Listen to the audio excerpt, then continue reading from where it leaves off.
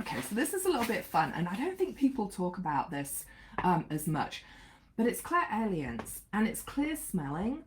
Um, this is where you will get a sense of it can be cigarette smoke, it can be perfume, it could be cooking. I will get this often in readings. You know, if someone's grandma is coming through, for example, there may be a smell of vanilla. And I'm just like, I know she's talking about she must have loved to cook, because there's this sense of baking. There's a smell of vanilla. There's a smell of that. But I feel that you know, in talking to people, a lot of people do get that. They're like, yes, I smelt roses. I associate that with my mom.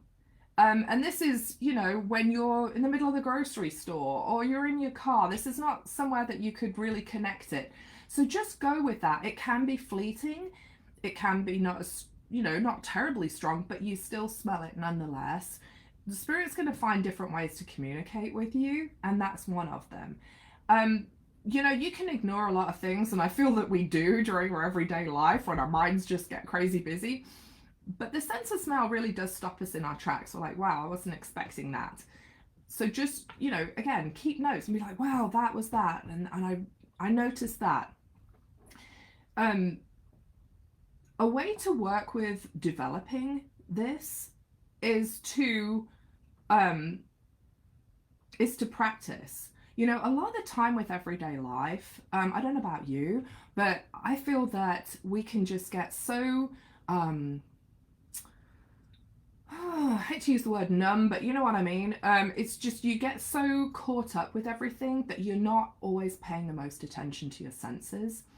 There's so many distractions in life, we're not always hyper aware of our senses.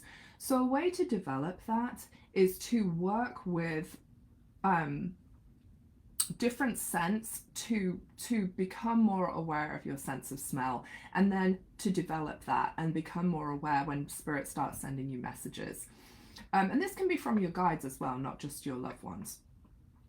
So you might try, you know, with coffee, with lavender, with peppermint oil. And it's not anything huge or a big structured thing. It's just like, I'm just going to try it just a little bit and just become aware and become more, you know, I think a lot of it is just becoming aware of our surroundings and being more present.